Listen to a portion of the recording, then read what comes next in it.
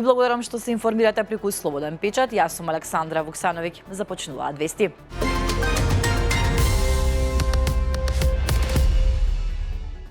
За една година угостителите ги намалиле цените на ноќавањата за 12,3%. Цените на угостителските услуги во јануари 2026 година се зголемени за 0,2% во однос на претходниот месец, а во споредба со јануари минатата година се повисоки за 3,4%, објави Државниот завод за статистика. Според овие податоци, за еден месец угостителите ги зголемиле цените на храната за 0,3%, а на алкохолните пијалоци за 0,2%.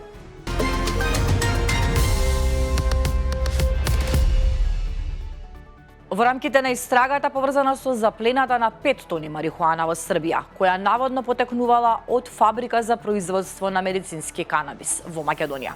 Полицијата вчера вечер заплени десетици тони марихуана од компанијата Алфа Фарм, која се наоѓа во кругот на поранешната фабрика Охис. Станува збор за заплена на десетици тони марихуана од компанијата, во која косопственик е Иван Драгнич, уапсен во Србија во врска со 5 тони марихуана, пронајдени во фабрика во собственост на општински советник на владеачката Српска напредна партија во Крушевац.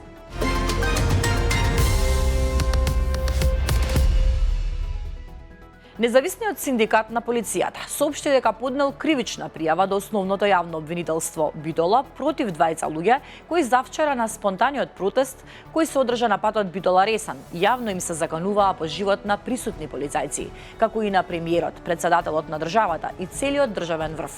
Рифат Мемишовски, еден од двајцата чии закани можеа да се слушнат на снимките од првиот протест завчера, преку видеопорака упати јавно извинување до сите на кои им се заканил, меѓу кои и на премиерот, председателот и целиот државен врв. Тој се правдаше дека бил изнервиран, бидејќи на братучетот полицијата му го одзела автомобилот. Наспроти ова, НСП бара итна реакција од правосудните органи и одредување мерка притвор за пријавените.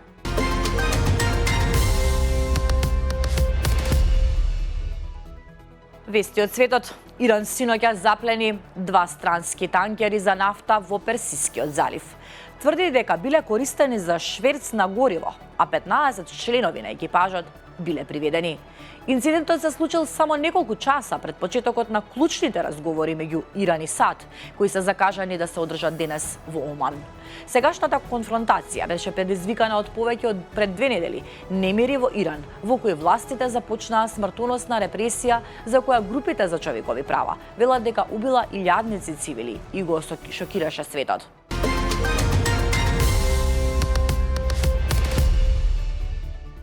Снег и леден дожд паднаа денес на Берлинскиот аеродром, што доведе до одложување или откажување на повеќе летови на авиокомпаниите.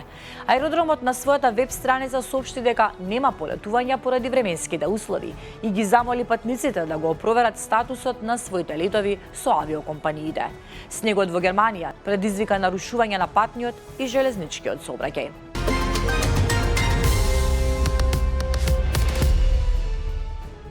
Три сестри починале оваа недела откако скокнале од 9-тиот кат на нивната зграда во Индија. Според полицијата постои сомнеш дека девојчињата станале зависни од онлайн игра и дека неодамна им бил ограничен пристапот до мобилен телефон. Сепак нивната смрт засега не е директно поврзана со конкретна игра. Најстарата сестра имала 16 години, помладата 14, а најмладата 12 години. Сестрите наводно скокнале една по друга од балконот на семејниот стан и оставиле 8-странична проштална белешка во дневник за своите родители.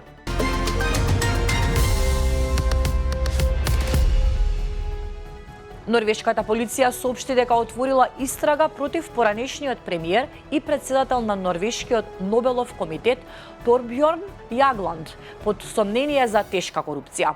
Одлуката за истрагата на Јагланд, која е исто така поранешен генерален секретар на Советот на Европа, се базира на информации откриени од новообјавените досиеа поврзани со починатиот американски сексуален престапник Џефри Епстин.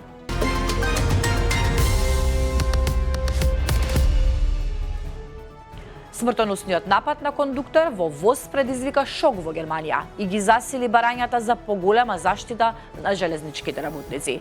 36-годишниот железнички работник беше нападнат од патник за време на редовна контрола на билети во понеделникот, а вчера подлегна на тешките повреди.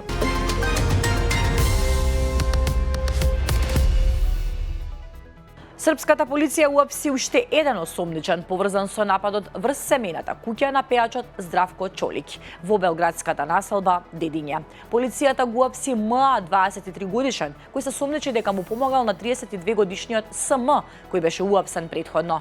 Според информациите од истрагата, МА сатовари дека учествувал во извршувањето на кривичното дело, односно дека му помогал на СМ при нападот кога на 3 февруари во раните утрински часови беше фрлена рачна бомба во дворот на семејната куќа на пејачот. Во инцидентот нема повредени лица, но причината е материјална штета.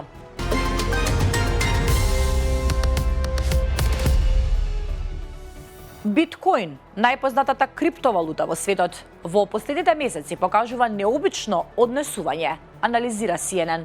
Вредноста на биткоин падна под 63.000 американски долари, најниско ниво од октомври 2024 година, што представува драматичен пад во однос на рекордните 124.000 долари достигнати минатата година. Самите нагли падови не се новост за криптопазарот, кој е познат по екстремна волатилност. Она што ги загрижува аналитичарите е времето кога овој пад се случува, токму во период кога, барем теоретски, биткоин требаше да расте.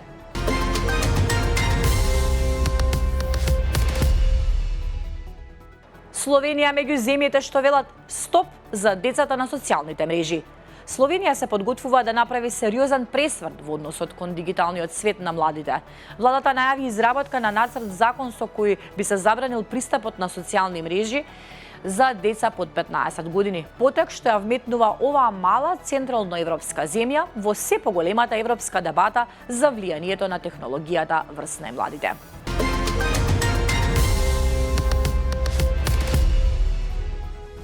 Со свечени церемонии што ќе се одржат на 4 локации. Вечерва во Италија официјално ќе бидат отворени 25-тите зимски олимписки игри Милано Кортина 2026.